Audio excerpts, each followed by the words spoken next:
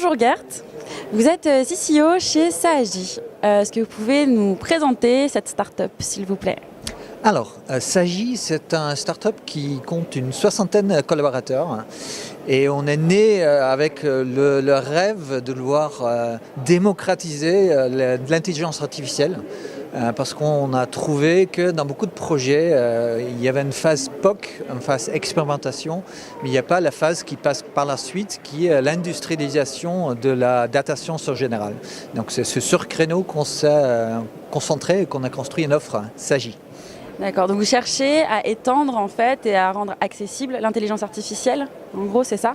Exactement, pour l'embarquer dans des applications qui sont vis-à-vis des clients, des fournisseurs, etc. Donc le client final. Donc on va accélérer tout le trajet, on dit aussi le AI Journey, on va accélérer ce trajet entre des organisations un peu silotées avec les données vers des applications intelligentes. Alors comment vous faites tout ça? Comment vous faites quelles sont les démarches que vous entreprenez? Alors concrètement, on essaye d'amener une offre de bout en bout et clé en main.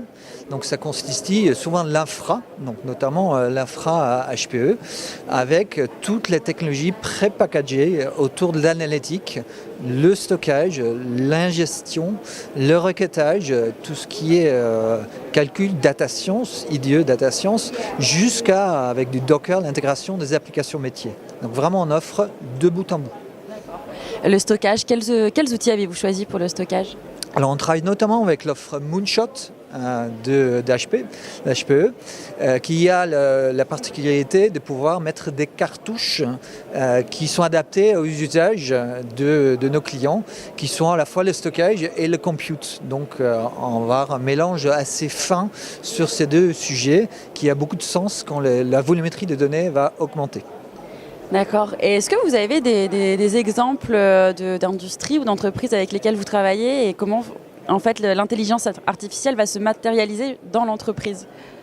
Alors le vrai enjeu, c'est bien sûr les cas d'usage derrière qu'on va adresser et ça dépend bien sûr du créneau. Donc nous, en tant que Sagi, on est davantage sur le marché finance, banque, assurance avec des clients comme Matmut, comme le Crédit Agricole, mais on peut également l'adresser l'industrie comme chez Michelin.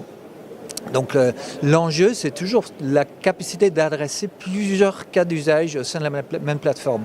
Je pense que l'avantage vient vraiment quand on a cette effusion d'initiatives et la mutualisation de ressources et le fait que des IT et des métiers puissent travailler ensemble sur un socle commun. Et je pense que c'est ça qui est le plus important message plutôt que de mettre un usage par rapport à un autre. C'est vraiment le multitude d'usages qui est important ici. D'accord, mais du coup sur tout ce qui est le stockage des données, par exemple si on prend le domaine de la finance, il y a des données personnelles aussi, et donc vous devez les gérer ces données personnelles. Comment vous faites? C'est une excellente question. Arrive le sujet data governance, parce qu'il ne suffit pas de stocker des données dans un lac et avoir une sorte de marécage.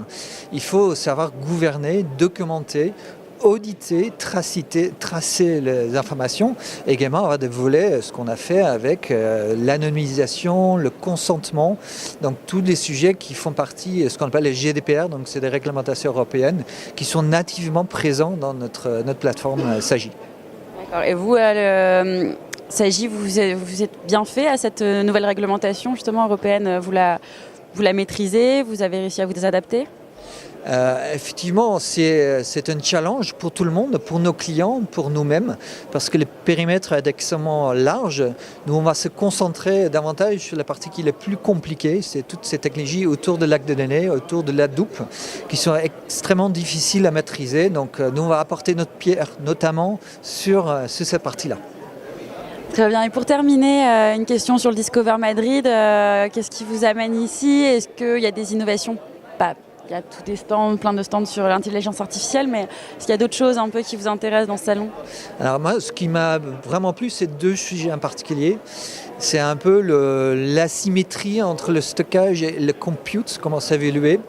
Et un autre sujet qui est très lié à ça, c'est l'élasticité, comment je peux déployer en partie sur 6 sites, mais également sur des clouds différents du marché. Donc ces deux disons, changement de fond, ça sera une très très belle vision qu'on aimerait bien accompagner avec Sagi.